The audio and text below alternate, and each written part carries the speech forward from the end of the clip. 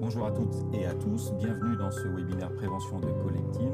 Alors aujourd'hui, on va parler d'un sujet qu'on n'aborde pas forcément du côté de la prévention, qui est l'usage des outils numériques. Mais en fait, avec l'usage des outils numériques, on est confronté à des gestions d'outils qui peuvent avoir une influence sur l'intensité et le temps de travail, sur les relations sociales, puisque les outils numériques nous mettent en relation avec des personnes. Donc ça peut avoir des incidences sur les relations sociales, sur l'autonomie et bien d'autres. Et donc, pour en parler aujourd'hui, j'ai le plaisir d'accueillir Olivier Margerand. Bonjour. Bonjour Sébastien. Alors, tu es fondateur, dirigeant c'est un cabinet, c'est une agence, Fructio? Oui, on peut dire un cabinet nouvelle génération, parce qu'on a pas mal de particularités. D'accord. Fructio, oui. Tu es spécialiste de la simplification des entreprises et tu interviens beaucoup auprès des dirigeants d'entreprises, justement sur cette simplification, notamment des outils. Oui, c'est ça. Alors moi, dans mes fonctions, il y a notamment beaucoup d'interactions avec les directions d'entreprise. J'aime beaucoup faire des expériences et des prises de conscience sur le niveau de complication qu'il y a dans les entreprises. Et puis, l'entreprise Fructio, elle, c'est une entreprise de simplification.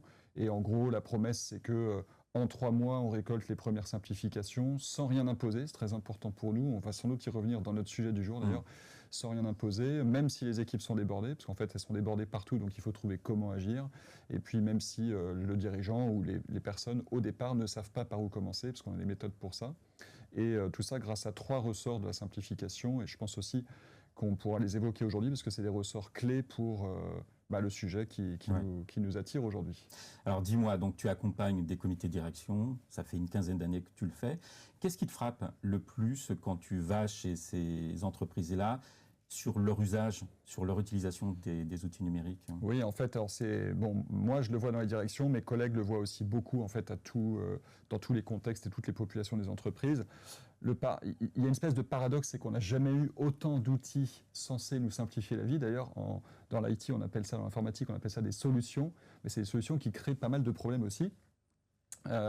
Et donc jamais autant de solutions et en même temps jamais autant de charge mentale, comme on dit. En fait, moi, un truc qui m'est apparu, quelque chose que j'ai compris au fil de l'eau, c'est que le digital est un amplificateur. Alors, qu'est-ce que j'entends par là ? C'est l'idée que ça amplifie ce qui marche, mais ça amplifie aussi ce qui marche moins bien dans une organisation. Donc si l'organisation est fluide, elle peut devenir encore plus fluide. Si elle est compliquée, elle devient encore plus compliquée. On a l'exemple un peu tarte à la crème des visios pendant le Covid, mais cet exemple, il est assez parlant, parce qu'il y a des entreprises où la visio a été une vraie aide, a permis de garder un lien et d'avoir beaucoup d'efficacité, et des contextes où ça a été plutôt vécu de manière très difficile, la visio, parce que peut-être elle amplifiait le fait que les réunions étaient déjà un petit peu pénibles avant qu'on les passe en visio. Donc ça, c'est cette dimension d'amplification qu'on retrouve sans cesse, qu'en fait, les souffrances qu'on plaque sur les outils sont des symptômes de sujets d'organisation, de sujets de relations, de sujets de simplification qu'il y a avant ou en dessous la technologie. Ouais. Donc en fait, souvent, les entreprises les voient comme des facilitateurs, ces outils-là, et puis c'est pas toujours le cas. En fait, très simplement, tout le monde, je pense, vit depuis plusieurs décennies l'accroissement du flux de messages. En fait, aujourd'hui, on a des outils qui devraient nous permettre de travailler plus facilement en équipe. On aurait dû tous passer de envoyer à coopérer. Il y a tous les outils pour ça, sauf qu'en pratique, on est passé de envoyer en papier et c'est compliqué et lent à envoyer en numérique, c'est instantané, et donc on a fait exploser le flux de messages et ça continue d'exploser et on continue de multiplier les canaux. Donc en fait, sur le papier, les outils sont censés simplifier. On ne va jamais vous vendre un outil en vous disant cet outil va vous compliquer votre entreprise, signé en bas à droite. En réalité, ça dépend de ce qu'on fait autour, ça dépend de ce qu'on empile autour. Le BCG avait communiqué là-dessus dans les années 2010 en publiant un bouquin qui est une petite bible chez Fructio, Smart Simplicity. Et ils avaient étudié et calculé que les exigences de l'environnement économique s'étaient multipliées par 6 sur 60 ans. Alors, ça paraît dingue. On se dit, ça veut dire que dans un même contexte, l'entreprise, elle a 6 fois plus d'exigences et de complications autour d'elle. Oui, sauf que dans le même temps, les entreprises se sont compliquées fois 35. Ça veut dire qu'on a une surréaction d'un facteur quasiment 6 à la complication de l'environnement de l'entreprise. Donc souvent, on va s'excuser derrière des raisons extrinsèques et du contexte, et on va dire c'est le contexte qui veut ça et c'est compliqué. Et en fait, l'entreprise a une tendance mécanique à se compliquer. Et sur le plan des outils numériques, en fait, bien souvent, ce qui se passe, je vais prendre un exemple, c'est qu'on ajoute. On ajoute et on ne retire rien. On ne retire pas d'étapes ou de tâches, on ne retire pas d'autres outils. Et donc, en fait, l'outil devient une couche de plus. Un nouveau reporting, un outil de synthèse de réunion même qui est censé rendre service, c'est un outil de plus, c'est des informations en plus. Et ce que le BCG nous dit aussi, c'est que en l'espace de quelques années, on est arrivé à 15 à 50% des objectifs internes qui se contredisent. Et nous, on le voit hein, chez nos clients, on l'a encore vu récemment, un objectif DRH qui contredit un objectif commercial. C'est-à-dire qu'il n'y a pas la même prime à faire telle action, c'est des actions contraires qui sont demandées. Et le comité de direction, tout le monde le sait, mais on ne voit pas comment on pourrait faire autrement. C'est un peu ubuesque. Et ce que les outils viennent amplifier, c'est que on met en place des outils pour mesurer, pour faire les actions, mais en fait, du coup, d'une certaine manière, on rigidifie aussi un peu les processus et on rend l'entreprise un peu moins capable de s'adapter. Donc, il y a vraiment une question à se poser, c'est que trop souvent, on se dit, on a un problème, quel outil on utilise? En fait, la première question, ce serait, quel est le problème? Alors, je vous propose de répondre à un premier sondage. Donc, combien d'outils numériques ouvrez-vous chaque jour quand vous travaillez? Donc, vous avez les réponses moins de 5, entre 5 et 10, plus de 10, ou je ne sais même plus.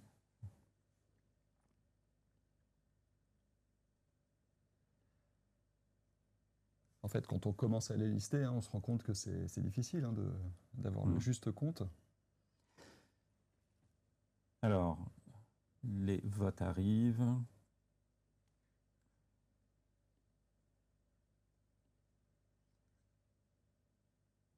Donc, on a 60% entre 5 et 10. Là, c'est encore en train de bouger. Voilà. Donc, 57% entre 5 et 10, 20% moins de 5, 18% plus de 10, et il y a 6%, je ne sais même plus. Ouais. Et en fait, c'est ça, c'est que là, avec un sondage, on induit une réponse assez rapide. Bon, en fait, les 6% sont les gens qui réfléchissent sur l'ensemble de leur journée, de leur semaine, et on se rend compte, mais en fait, statistiquement, pour la plupart des gens, on touche à plusieurs dizaines d'outils numériques chaque semaine. Et voilà, donc c'est bien de se poser un peu là-dessus et peut-être d'aller au-delà du sondage, peut-être dans les jours qui viennent, se noter, tiens, j'ai ouvert aussi ça, j'ai ouvert aussi ça, j'ai ouvert aussi ça, juste pour avoir conscience en tant que personne des ressources humaines, tiens, à combien d'outils je manipule différents. Ouais. Tu parles de complications finalement plutôt que de simplification avec ces outils-là. Est-ce que tu as un exemple d'un outil comme ça que les équipes auraient dit, tiens, on va l'installer parce que ça va simplifier, et puis au contraire, ça... Ouais, il y a plein d'exemples. Alors je vais en citer 3 parce que aussi ça peut venir de différentes. Là, tu dis des équipes, ça peut aussi venir de la direction. Alors pour ce qui est des équipes, l'exemple classique, c'est on a un problème de gestion de projet. Et on va mettre en place un outil de gestion de projet. Et puis ce que les gens disent, c'est en fait on a essayé tel outil et puis il marche pas. En fait, c'est pas l'outil qui marche pas, c'est simplement que si on a un problème de gestion de projet, il est rarement dans le fait qu'on n'a pas le bon outil ou pas d'outil. Il est d'abord dans comment on gère le projet. Je ne vais pas rentrer dans toutes les questions qu'on a à se poser, mais en fait, il est d'abord dans la façon de gérer le projet. Quelque chose, pour revenir sur cette notion d'amplification des problèmes, si je prends l'exemple d'une équipe où les gens ne se parlent pas et qu'on met en place un chat, le chat va être vide. En fait, ça va amplifier le fait que les gens ne se parlent pas. Au contraire, si les gens se parlent beaucoup, s'échangent beaucoup de choses et qu'on donne un outil qui amplifie ça, qui fluidifie, on va voir plein de blagues, des gifs circuler, des tas de choses, ça va même devenir un peu trop. Pour la gestion de projet, pour l'exemple que je prends là, c'est un classique, c'est qu'on voit que oui, ça semble être une bonne idée, quelqu'un propose un outil, on le met en place, puis en fait, il ne sert pas, il n'est pas utilisé. Donc là, on s'est un peu compliqué la vie parce que du coup, on se répartit. Certains sont dans l'outil de gestion de projet, d'autres restent dans la façon de faire ancienne. Un deuxième exemple, c'est un cas qui m'a beaucoup marqué. C'était dans une entreprise où un de mes collègues discutait avec une personne qui était là depuis 7 ans et l'écoutait parler de son métier parce que dans la simplification et dans ce qu'on fait, il y a notamment, parfois, elle a écouté des gens individuellement pour déjà travailler sur des sujets de simplification individuelle qui n'impliquent pas le reste de l'entreprise ou de l'équipe. Et puis, à un moment donné, il voit tous les post-it autour de son écran. Il dit, mais Emmanuel, c'est quoi tous ces post-it au fait, explique-moi. Et donc elle lui explique que chaque fois que le service client a un appel, ils doivent noter sur un post-it qui a appelé et pourquoi, et chaque fin de demi-journée, avant le déjeuner ou le soir, ils viennent lui donner les post-it. Et elle, ensuite, elle explique, moi ensuite, je recopie ces post-it dans un tableur. Et elle ouvre fièrement son tableur, tout propre, avec ses colonnes et tout qui est bien saisi. Mon collègue qui est assez geek, premier réflexe qu'il aurait pu avoir, c'est de dire, attends, on va mettre ça en tableur partagé. Là, à l'époque, on était en 2017, on met ça en tableur partagé, et puis les autres vont saisir directement dedans. Puis quand même, comme il a cette petite lueur de système 2, on en parlait, donc un petit peu de réflexion et d'aller un peu plus loin dans le problème. Et ensuite, il creuse un peu, quoi. Et ensuite, il se passe quoi? Et elle lui dit, en fait, elle a un blanc, et elle réalise, ça fait 7 ans, qu'elle recopie des choses, des post-it dans un tableur, pour rien. Parce qu'en fait, elle réalise à ce moment-là que ce processus, il ne va pas au bout. Elle ne sait même pas pourquoi on lui a demandé ça au départ. Et ça paraît ubuesque quand on le raconte comme ça. Mais en fait, nos organisations sont pleines de situations où l'outil paraît être génial, il est propre et on le nourrit, et on l'alimente. Et en fait, on se complique la vie. On n'a pas besoin de le faire ou on fait des choses beaucoup plus compliquées que nécessaire. Et puis, bien sûr, troisième exemple que je pourrais partager, c'est les outils qui viennent parce que on a besoin de reporting, on a besoin d'informations au niveau d'une direction ou du management, mais en fait, on rajoute des manipulations sur le terrain, ça on en voit tout le temps, des équipes terrain qui pleurent d'avoir des clics en plus, des touches à faire en plus sur leur tablette ou leur téléphone. Et puis on pourrait citer les messageries instantanées, tout le monde l'a vécu, c'est censé simplifier, c'est censé nous permettre de travailler en équipe. En pratique, la plupart des entreprises ont gardé aussi le mail, ont aussi le SMS ou WhatsApp ou autre, et donc en fait les outils se sont multipliés. Donc l'arrivée de l'outil complique, parce que ce n'est pas l'outil en tant que tel qui complique, c'est quelles sont les questions qu'on se pose et à quel moment on introduit un outil, parce que vraiment, ça va être simplifiant. Ouais. Moi, ce que je dis souvent dans les entretiens, c'est que la qualité de l'outil, souvent, c'est celui qui tient le manche qui l'a fait. Voilà. Ouais, entre autres, tu as tout à fait raison. Et puis, ce qui est dans tout ce que je dis là, il y a quelque chose qui touche directement la santé mentale, c'est ça vient toucher au sentiment d'utilité. C'est-à-dire plus mon énergie se diffuse dans des actions qui n'ont pas vraiment de résultats, plus mon sentiment d'utilité baisse. Or, le sentiment d'utilité, c'est aussi ce qu'on appelle le sens. On parle beaucoup de sens. Sûr. En fait, moi, j'aime bien dire utilité. Je trouve ça plus concret et c'est un peu la même chose. Enfin, voilà, je simplifie, mais voilà. Donc, ce sentiment d'utilité, on sait aussi que c'est un des 3 facteurs principaux d'engagement. Donc, tout ça, ça se parle, quoi. Hein. Sûr, ouais. Si on complique les choses sur le plan numérique, on aggrave, on gêne la santé mentale et en même temps, on gêne l'organisation et on gêne l'engagement des gens, donc ce qu'ils vont donner en plus de ce qu'il y a sur leur fiche de poste ou de ce qui est attendu d'eux officiellement. Ouais, justement, sur la santé mentale, tu sais, on est sur la 2e année de la santé mentale comme grande cause nationale, ce qui est extrêmement rare. Hein. Il y a un seul précédent, c'était le cancer, c'était à l'époque de l'élection de Mitterrand, qui est 2 fois de suite le même sujet. Est-ce que toi, tu vois les chiffres s'améliorer ? Alors, nous, Fruxio, on est surtout des praticiens et on accompagne les entreprises. En revanche, il y a beaucoup d'autres structures qui font des études. Donc, il y a notamment eu encore début 2026 l'étude Mocaker, BCG, GHU Paris, où il y a à la fois de la bonne et de la moins bonne nouvelle. Bonne nouvelle, 74% des salariés se déclarent en bien-être, et ça, c'est plus 4 points en un an. Donc, ça paraît même contre-intuitif. Oui, on ne s'attendrait pas à ça, donc c'est une très bonne nouvelle. Bon, ils déclarent quand même aussi des troubles du sommeil, de l'irritabilité, mais surtout, ce qu'on peut voir aussi en contraste, c'est que ça veut dire qu'il y a quand même un salarié sur 4 qui se déclarent en mal-être. Et ça, c'est énorme. Et puis, 24% des salariés qui disent avoir été concernés par le burn-out sur 5 ans. Donc, c'est-à-dire que le quart des salariés sont concernés par le burn-out, qui était, il y a 20 ans, une exception, ça apparaissait. Voilà. Est-ce que c'était plus rare? En fait, je ne sais pas, il faudrait demander à des spécialistes, mais en tout cas, on en parlait beaucoup moins. Et 41% des salariés, dans cette même étude, disent qu'ils ont été moins efficaces à cause de leur état psychologique. Donc, c'est considérable. Enfin, ce serait 10%, ce serait déjà important. 41%, on s'approche de la moitié. Et 19%, donc à peu près 1 sur 5, ont démissionné à cause de leur santé mentale. Donc derrière tout ça, il y a quand même un sujet. Et pour moi, ce qui est incroyable derrière ce sujet, c'est qu'on va souvent traiter la santé mentale sur les symptômes, sur comment est-ce qu'on accompagne les gens, ou bien des pansements sur des jambes de bois, c'est-à-dire comment est-ce qu'on fait des câlins aux gens, je fais très simple, mais pour qu'ils continuent d'être productifs ou de fonctionner dans un système qui est tel qu'il est, alors qu'en fait le système c'est nous tous qui le faisons, et qu'on peut décider à un moment donné que bien-être, mal-être et performance, ça se tire dans les pattes, et que peut-être on peut faire évoluer nos systèmes et nos organisations pour qu'elles créent à la fois du bien-être et de la performance. C'est fou que ça nous paraisse paradoxal, parce que c'est évident en fait que les deux vont ensemble, et que si je suis mieux dans mon boulot, forcément je vais faire du meilleur boulot. Ça paraît un peu, en tout cas moi ça me paraît tellement évident au bout de 15 ans de métier. Donc finalement, le paradoxe inquiétant, c'est que tout en ayant des chiffres de 74% des gens qui se déclarent en bien-être, il y a quand même la proportion des salariés qui considèrent que les troubles psychiques sont des signes de faiblesse qui a augmenté. Et ça, plus 10 points en un an. Voilà, comme j'ai beaucoup de choses à partager, je me suis cadré pour t'aider dans ton timing. Donc je regarde un petit peu mes notes. Plus 10 points en un an, 32% des salariés qui considèrent que les troubles psychiques sont un signe de faiblesse. Ça, c'est gravissime. Parce que ça veut dire que on ne va pas le dire. Et donc pour les DRH en particulier, il y a un chiffre clé qui est qu'il y a 36 points d'écart sur le bien-être selon le soutien managérial.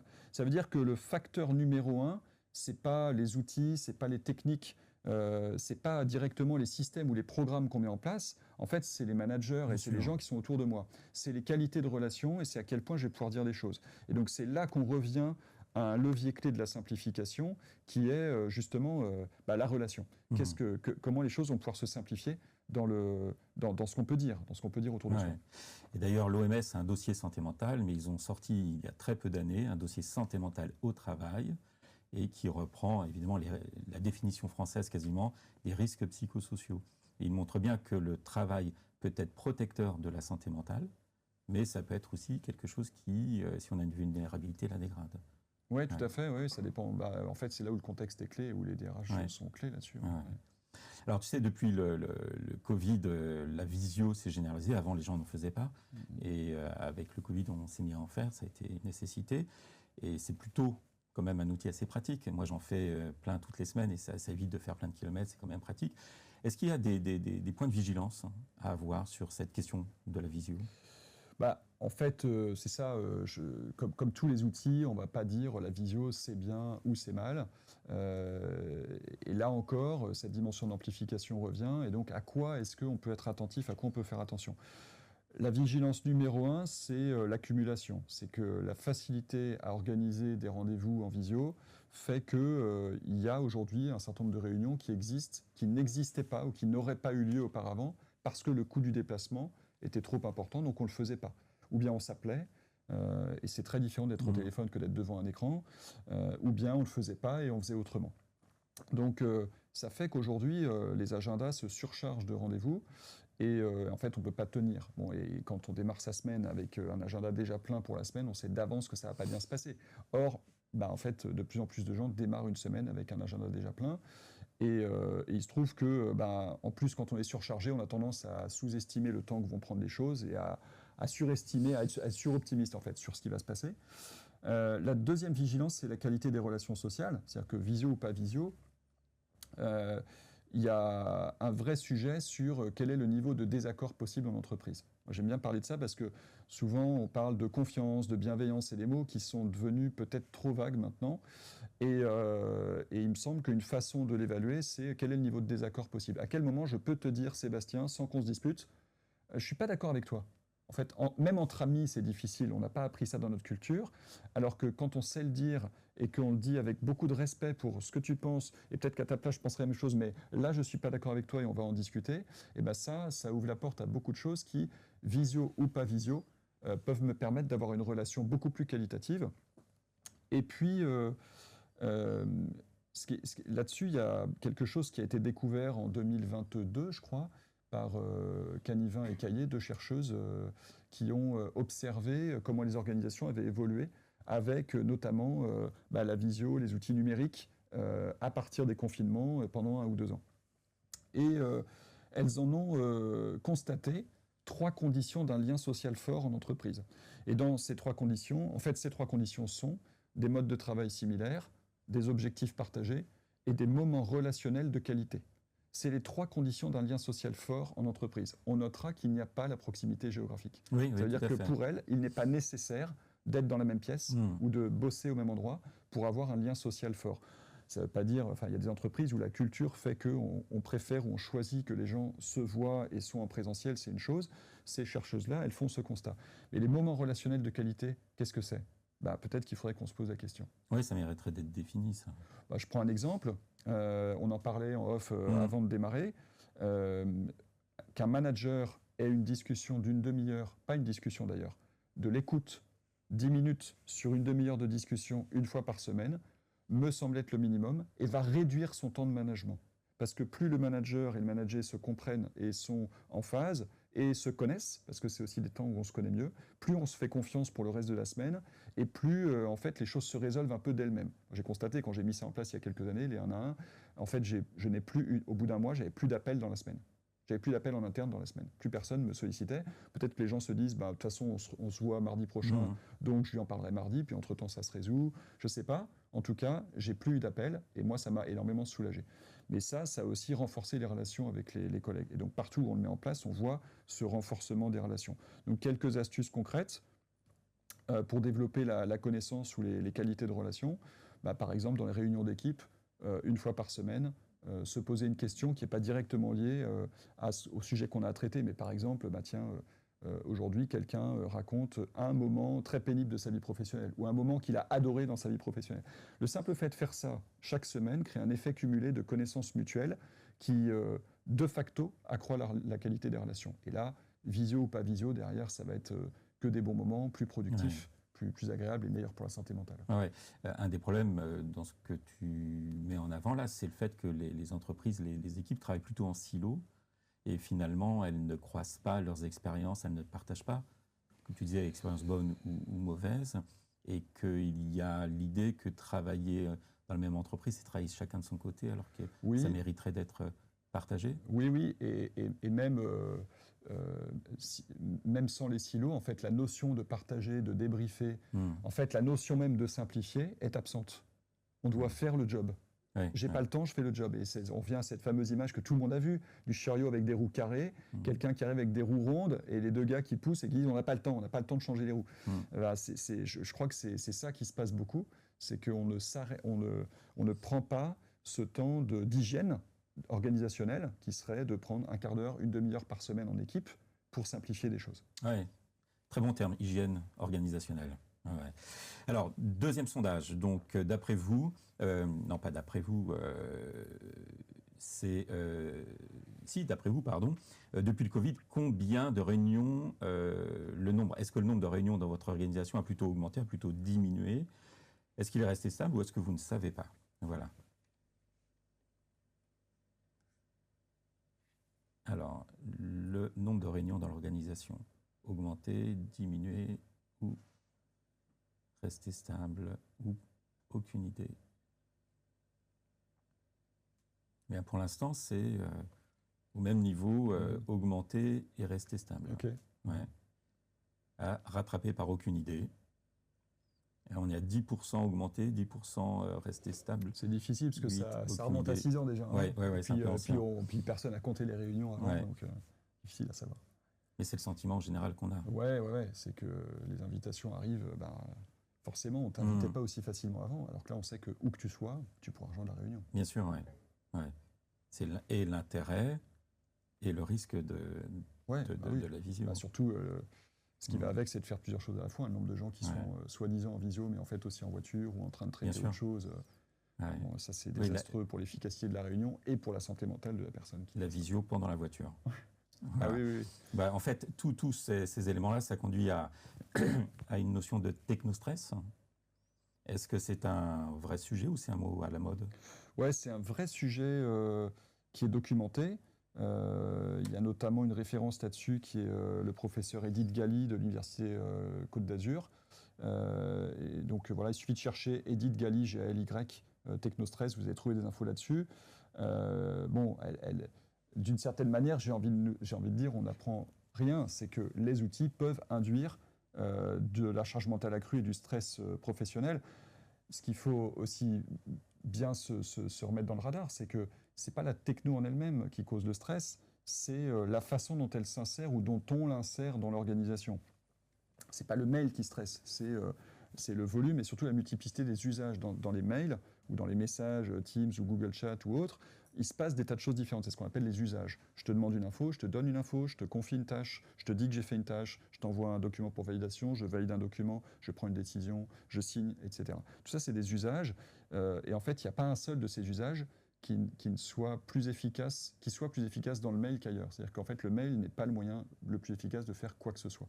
Et pourtant, il s'y passe beaucoup trop de choses. Mail ou message en général, hein, j'associe tous les messages, les messageries, Teams et autres. Ce n'est pas l'outil de chat ou de gestion de projet qui fait le problème, c'est le fait qu'il y a différents outils qui coexistent et qu'on ne sait pas trop, en fait, il n'y a pas de décision. En fait, le flou crée l'inefficacité. Le flou crée le stress et l'inefficacité.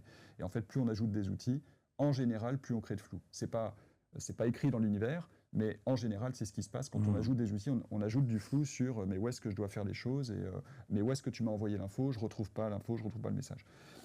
Et donc, dans cette dimension où là encore, on retrouve ce côté du numérique qui amplifie les problèmes, qui peut aussi amplifier ce qu'on a bien travaillé sur l'organisation, si l'orga est flou sur les rôles, les priorités, la coopération, en fait, le numérique rend la confusion à la fois visible, permanente, stressante.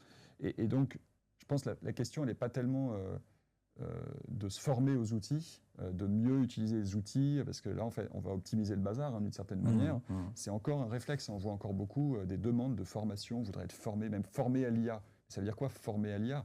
En fait, là encore, avec l'IA, on rajoute ce qu'on a fait avec le mail ou ce qu'on a fait avec l'aspirateur, c'est qu'on fluidifie des tâches qui du coup viennent nous encombrer encore plus, parce que quand c'est plus fluide, on a l'effet rebond, c'est qu'on en fait encore plus. Donc former les gens à l'IA, c'est un énorme piège. Je ne sais pas à quel point on pourra revenir là-dessus ou développer, mais c'est un énorme piège. Donc là, je dirais qu'une vraie question, c'est en fait comment clarifier, homogénéiser, simplifier nos modes de travail. Et dans cette question-là, les outils numériques vont venir parfois comme des réponses ou parfois comme des éléments qu'on doit atténuer ou réduire. Ouais. Quand tu dis former à l'IA, c'est un énorme piège. Ça ne veut pas dire qu'il ne faut pas de formation pour utiliser l'IA. Non, c'est pas ça. Bien sûr, tu as raison. Merci de me relancer là-dessus. La formation, c'est apprendre à se servir, apprendre à faire quelque chose, apprendre à se servir de quelque chose. Mais si on se contente, entre guillemets, de former les gens à l'IA, en fait, je cherche une analogie. Imaginons, je vais te former à utiliser tel outil de gestion de projet.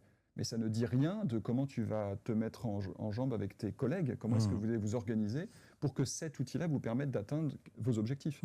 Donc en fait, se former à l'IA, en plus c'est devenu tellement vaste. Alors quand on dit IA, en fait on dit souvent, on parle de l'IA générative aujourd'hui, pas de l'IA déterministe, qui est beaucoup plus productive et depuis longtemps. Mais en fait, si on se contente de former les gens à l'IA, on va créer beaucoup de bazar. Et notamment chez les technophiles. Si je suis technophile, ça fait longtemps que j'ai un outil qui me prend mes notes de réunion, mais en fait, d'une certaine manière, j'ajoute du bazar. J'ai l'illusion d'être au courant parce que je dispose de l'information, mais en fait, j'y suis moins attentif. C'est pas moi qui l'ai écrite, donc je l'ai moins intégrée. Et j'ai un outil de plus, et je fais circuler de l'info, et j'ouvre des portes de sécurité sur l'entreprise, etc. Donc la formation, elle vient dans une logique de simplification. C'est à ça que j'encouragerais toutes les entreprises, c'est de se demander qu'est-ce qu'on veut simplifier en priorité. On veut simplifier l'organisation de ce webinaire, très bien. On va poser ensemble comment ça fonctionne aujourd'hui, quels sont les endroits où on voudrait fluidifier, quels sont les rêves qu'on a et comment on veut les atteindre. Et là-dedans, l'IA peut nous aider à faire des trucs de dingue. Mais si juste on va se former, toi et moi, à l'IA, qu'est-ce que ça va donner comme fruit demain ? En fait, ça va essentiellement être assez décevant. Ouais. Alors, tu m'as partagé un chiffre quand même très étonnant. 79% des salariés ne croient plus en la capacité de changement de leur entreprise. Et en même temps, on leur demande d'adopter de nouveaux outils en permanence. Donc, c'est un peu paradoxal, ça. Ouais, c'est vertigineux. C'est un chiffre de Gartner 2026, je crois. Ils ont dû faire l'étude fin 2025, publier ça début 2026. Donc 80%, donc 79%, mais donc 80% des gens ne croient plus en la capacité de changement de l'organisation, alors qu'on est tous de plus en plus conscients que si on ne change pas, on est mort. Donc ça dit quelque chose de l'état mental des forces de travail par rapport à l'organisation dans laquelle elles sont. C'est extrêmement grave.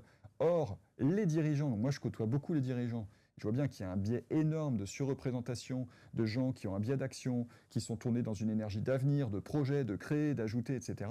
Et donc, ils ignorent ce chiffre. Ils l'ignorent dans deux sens du terme. Ils l'ignorent au sens où ils ne le connaissent pas. D'ailleurs, bon, c'est tout récent. Hein, donc, il y a un an, j'aurais pas pu te dire ça. C'était plus empirique. Mais là, on a des chiffres. Donc, ils ignorent ce chiffre. Et puis, ils l'ignorent au sens, inconsciemment, ils ne veulent pas le voir parce qu'eux-mêmes sont tellement tournés vers le changement que c'est une évidence. Il faut changer, on avance. Et c'est extrêmement difficile pour un dirigeant de tenir compte du fait que, non seulement ça ne se fait pas comme ça, mais en cherchant, en fait, en faisant l'impasse sur les bonnes questions, ils créent des problèmes à leur propre entreprise. Donc, le dirigeant, c'est le premier chantier de son entreprise et souvent, en fait, il crée des problèmes dont il se plaint. Voilà, je sais, je suis chef d'entreprise, donc je sais que je crée des problèmes dans mon entreprise. Voilà, donc, déployer un nouvel outil dans ce contexte, ça crée pas d'enthousiasme, ça c'est clair, et en fait, ça augmente la résignation, et en fait, ça vient alourdir et freiner l'entreprise. C'est l'énorme paradoxe, c'est que surtout, il faut surtout plus déployer des outils parce que certains ont décidé que ça allait être meilleur pour l'organisation, parce qu'on voit que les effets sont délétères. On est en train de détruire des organisations. Et donc avec ça, tu as 2-3 autres chiffres qui viennent. C'est donc baromètre Malakoff Humanis, l'autonomie qui est en baisse de 30% sur 15 ans. Seulement 32% des managers peuvent réellement prendre des décisions. Et en fait, tout ça, ça vient dans le même sens. C'est que quand les gens n'ont pas de pouvoir de décision, quand ils n'ont pas de pouvoir d'arbitrage, tout ce qu'on leur rajoute, c'est juste un poids supplémentaire. Et donc, si c'est un poids pour les gens de l'entreprise, c'est un poids pour l'entreprise. Oui. Alors justement, s'il y a quelqu'un d'un service RH qui nous écoute là et qui se dit, effectivement, nous, on a empilé quand même beaucoup d'outils avec les années, avec le Covid, etc., et qu'elle veut engager une démarche de réflexion dessus, elle commence par quoi? Parce qu'en fait, là, ça paraît énorme, mais on ne sait pas trop. Sur un outil d'une façon globale.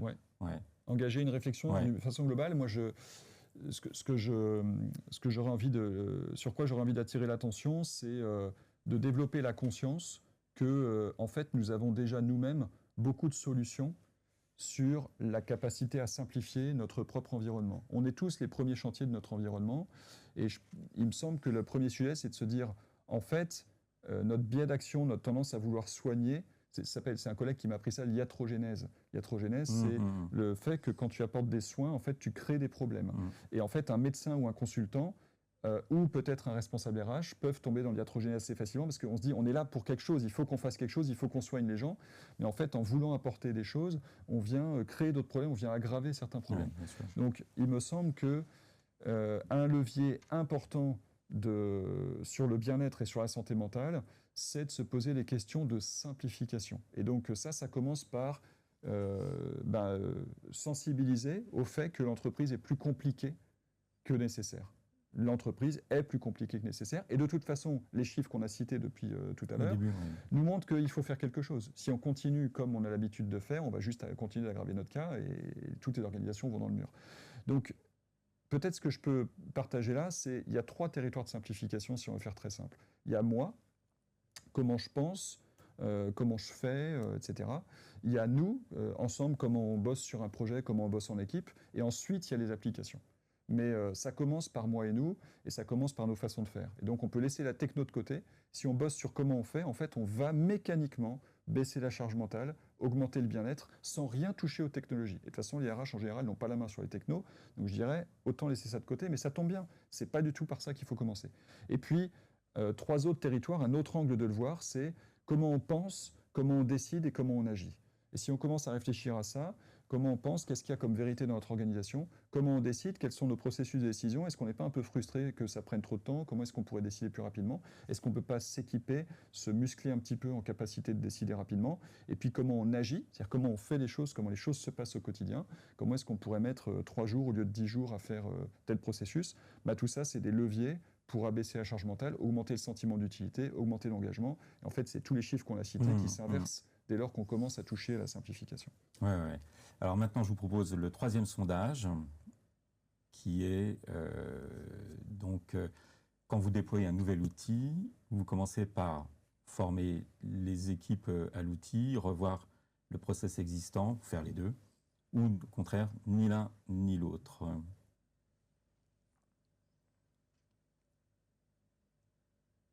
Alors, les deux est en tête pour l'instant. pour la moitié. Ah, ça se fait rattraper par former les équipes à l'outil.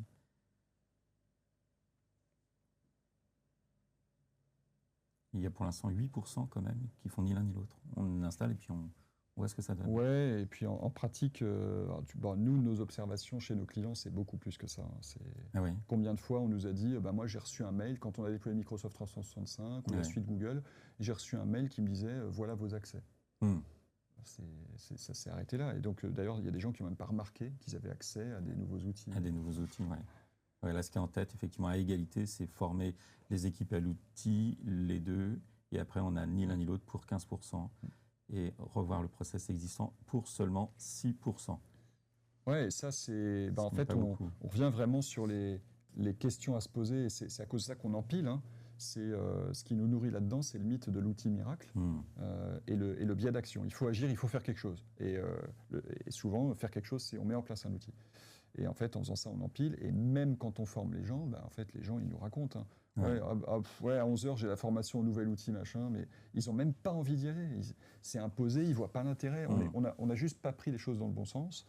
Et donc, alors le bon sens, peut-être on peut partager ça aussi, c'est sur un peu les aspects de méthode.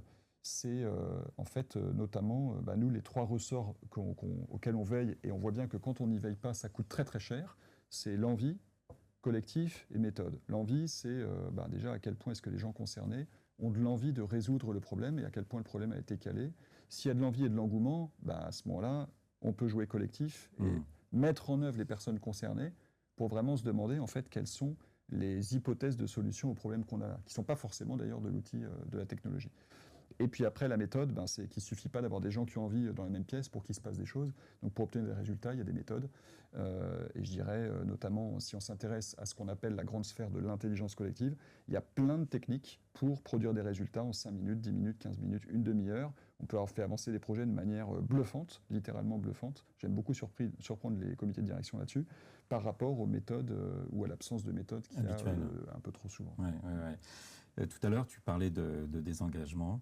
En fait, 92% de désengagés au travail, c'est quand même énorme comme chiffre. Est-ce que toi, tu vois un lien entre la complication numérique et ce désengagement ? Oui, en fait, le lien, il est direct en fait à travers le sentiment d'utilité. C'est-à-dire que plus je reçois d'informations à traiter, plus j'ai de choses à faire, d'outils à consulter, et en fait, je suis gêné pour accomplir ce pourquoi je suis là. Plus mon sentiment d'utilité baisse. Or, l'engagement, si on prend Gates et Carney 2012 dans Liberté et compagnie, quand ils ont observé quelques centaines d'entreprises où le niveau d'engagement est particulièrement élevé, les 3 invariants qu'ils ont repérés, c'était le soin, l'autodirection et l'autoréalisation. Ça veut dire quoi ? Le soin, c'est le soin qu'on prend les uns des autres dans une organisation. Notamment l'équité, le fait d'être tous traités sur les mêmes règles. L'autodirection, c'est ma capacité à prendre des décisions dans mon contexte. Et en fait, aujourd'hui, une très grande proportion des salariés n'ont pas de marge de manœuvre, ne peuvent pas décider même leur organisation, même la répartition de leur temps de travail sur telle ou telle tâche, etc. L'autodirection. Et l'autoréalisation, c'est là qu'on parle de sentiment d'utilité.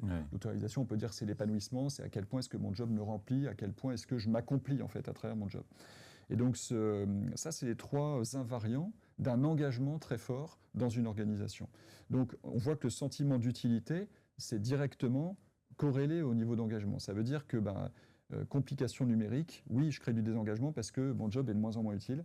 Et plus on va simplifier, c'est tout bête, hein, mais dans un processus où il y a 100 tâches, s'il y en a 6 qui sont à vraie valeur ajoutée pour le résultat, et qu'on fait passer le processus à 50 tâches, mécaniquement, il y a toujours les 6 tâches à valeur ajoutée. On a multiplié par 2 la proportion de tâches qui ont un intérêt et qui sont utiles. On voit directement dans les feedbacks des gens à quel point leur sentiment d'être utile et d'avoir un job efficace explose quand on simplifie leur façon de faire. Donc ce n'est pas des nouveaux outils qu'il faut, c'est de la simplification. Aujourd'hui, c'est vraiment, on a un besoin vital de simplifier. En préparant cet entretien, il y a quelques semaines déjà, tu me disais finalement le digital, c'est un amplificateur. Là, on a vu quand même que ça amplifie des choses plutôt désagréables ou négatives. Ouais. Est-ce que ça peut aussi amplifier le positif? Oui, bien sûr. Bah oui, c'est important de le dire. 10h44, Quand même. il faut quand même qu'on le dise. Et puis moi, d'ailleurs, je suis assez geek. J'aime beaucoup les outils. Et j'aime beaucoup simplifier des choses en utilisant des outils numériques. Et dans la simplification, on utilise très souvent des outils. On a parlé d'IA. L'IA est très présente dans les processus de simplification. Ouais. Simplement, c'est pas par là qu'on commence. Alors, je donne quelques exemples.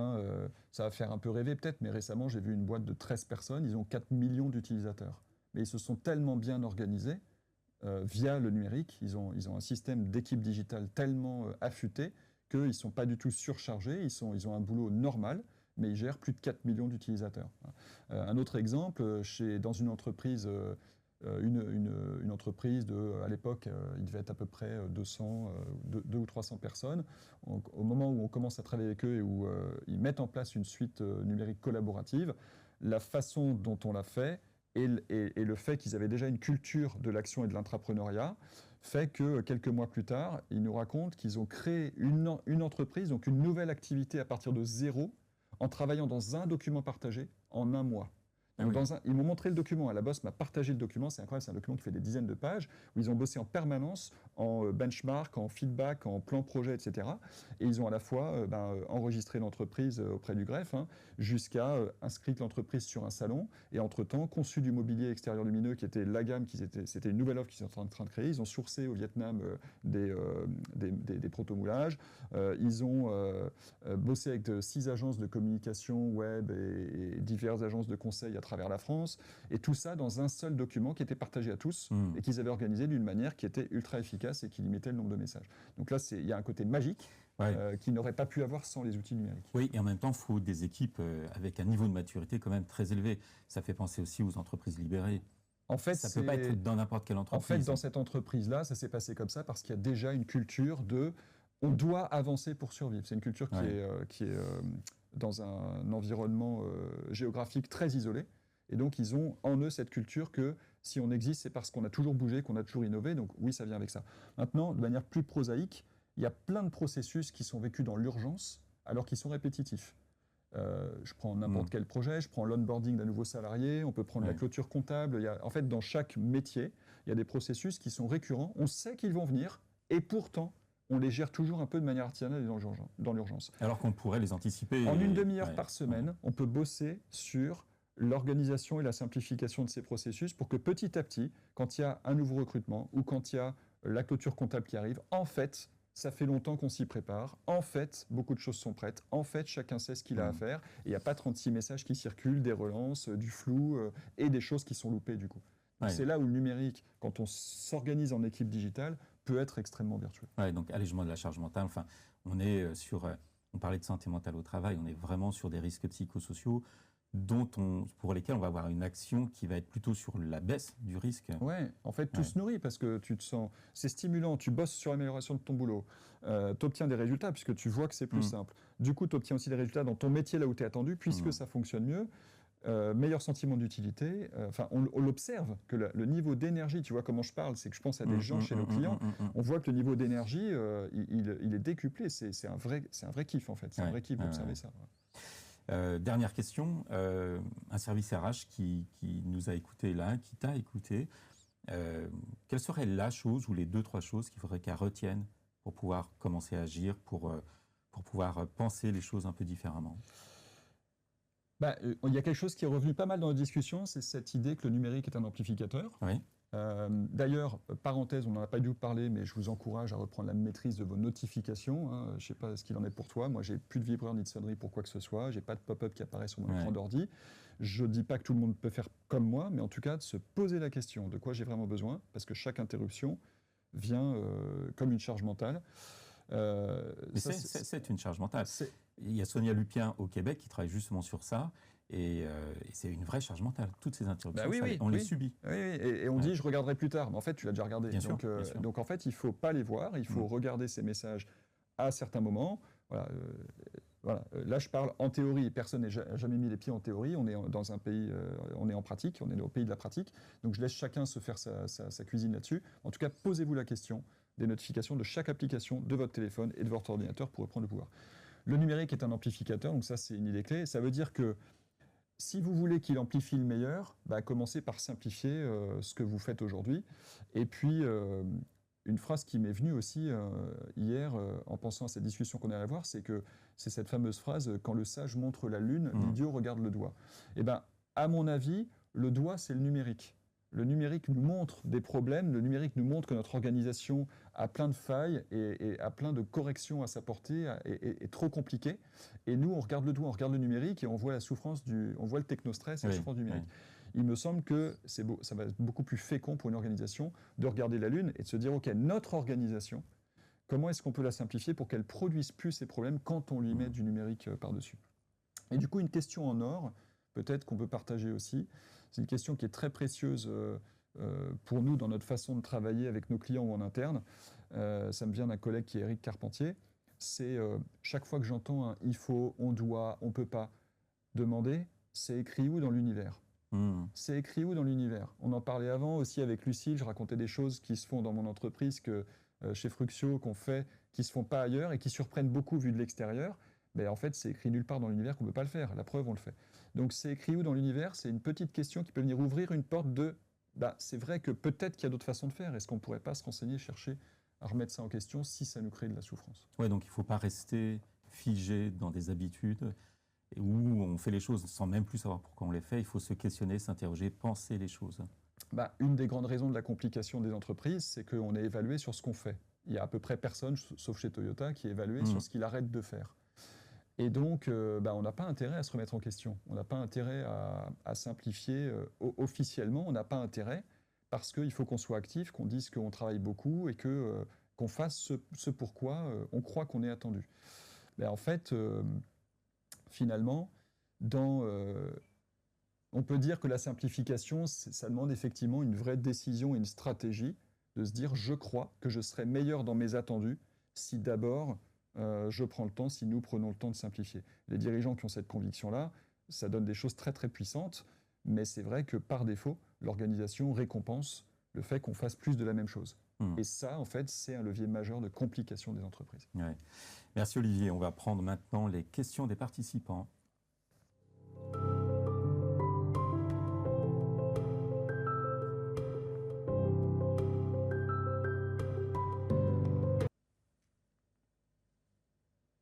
Alors nous avons une question de Aurélie et qui te demande, selon toi, le télétravail est-il facteur de simplification ou pas dans l'entreprise ? Eh oui, on en parlait en off avant. Oui. Question piège, parce que je voudrais pas... je veux prendre soin de ceux qui nous écoutent et dans les entreprises desquelles il y a cette conviction qu'il faut se voir, qu'il faut être en présentiel. En fait, le télétravail, de mon point de vue, agit comme un révélateur. Et je vais prendre l'exemple de notre entreprise, Fruxio. On n'a pas de locaux et on est dans des endroits très différents. Donc, par exemple, ma collègue Amélie, qui dirige Fruxio, qui a été recrutée pour ça, elle habite Saint-Malo. Moi, j'habite Lille. On se voit tous les 3 mois. On pourrait ne pas se voir. On se voit parce qu'on a envie de se voir et de passer 2 jours ensemble. Pourquoi ça fonctionne ? Parce qu'en fait, ce qui est important dans une entreprise présentielle, imaginons que le télétravail ne soit pas possible, de toute façon, ce qui est important dans une entreprise présentielle, c'est les rituels. Et la force des rituels dans le fonctionnement d'une équipe est incalculable et sans comparaison. Le fait de se parler en 1 à 1, une demi-heure par semaine, et que ce ne soit pas du job de production, c'est pas du reporting, c'est tu me parles de toi, de ce que tu veux 10 minutes, je te parle de moi et de ce que je veux pendant 10 minutes, et puis on parle des perspectives et de la suite, on se quitte au bout de 30 minutes clés. Ça, que ce soit en présentiel ou pas, c'est un mécanisme qui vient servir la relation et notre efficacité, la confiance qu'on va avoir ensemble. Quelque chose qu'on n'a pas du tout cité et qui est très lié au numérique, c'est la capacité de travailler en asynchrone. Ce que nous permettent les outils quand on est bien organisé en équipe numérique, c'est qu'on peut faire son job à un moment donné sans que les autres soient disponibles. Il y a même une entreprise qui a poussé ça à fond, qui s'appelle Basecamp, qui est très connue pour ça. C'est le premier outil de gestion de projet web. Donc c'est une entreprise qui a une bonne vingtaine d'années. Chez eux, il y a 0 réunion. Eux, ils pensent que les réunions, ça tue. Et donc, ils font tout en asynchrone, c'est-à-dire qu'ils font tout par écrit. Moi, je ne dis pas que c'est la recette magique. Il n'y a aucune entreprise qui a la recette magique. Bien sûr, mais en revanche, on peut s'inspirer à droite à gauche et se dire « Ah, c'est possible. Ah, dans cette boîte, en plus, les gens, ils ont l'air super heureux. Ah, c'est bizarre, ils sont heureux alors qu'ils ne font pas de réunion et qu'ils sont tous chez eux. Mais comment c'est possible? Zapier, une entreprise d'automatisation que nous, on utilise chez Fruxio depuis la création de Zapier en 2012, ils sont plus de 400 salariés, ils n'ont pas de bureau, ils sont partout dans le monde. Donc ça veut dire que ils sont très bien. Voilà, c'est même devenu le site de Zapier est une bible pour les entreprises qui veulent faire du remote, du télétravail, parce qu'ils ont mis en place tout un tas de mécanismes et de rituels qui font que les gens sont bien, les gens sont heureux. Donc le sujet n'est pas télétravail ou digital, même combat. Hein. Le sujet n'est pas le télétravail est-il bon ou mauvais. C'est quel problème avons-nous? Si aujourd'hui un des problèmes, c'est que les gens font beaucoup de routes et que peut-être ce serait bien qu'ils puissent faire du télétravail, alors on se demande comment est-ce que l'organisation peut simplifier ce problème. Si aujourd'hui il y a du télétravail et que ça ne se passe pas très bien dans mon organisation, on peut se demander, ok, qu'est-ce qui ne se passe pas très bien? Comment est-ce qu'on peut simplifier et fluidifier ça? Ce n'est pas le télétravail en tant que tel qui est compliquant, c'est là encore un révélateur de sujets d'organisation.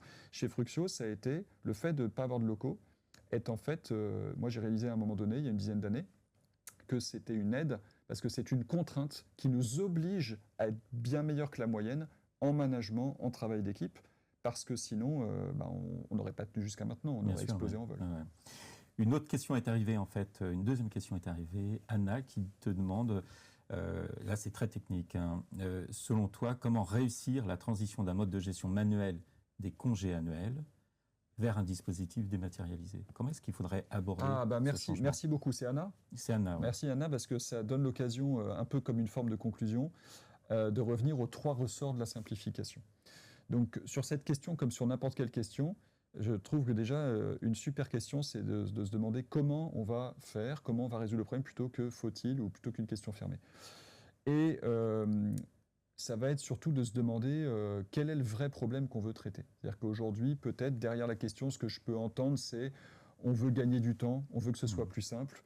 Moi, j'inviterais vivement à creuser, mais au fond, pourquoi on veut gagner du temps, pourquoi on veut que ce soit plus simple? Et on va voir que systématiquement, on va toucher à des problèmes, à des enjeux qu'on n'a pas explicités pour l'instant. Et ça va nous servir ensuite pour trouver une solution qui va durer très longtemps et qui va être adoptée par tout le monde.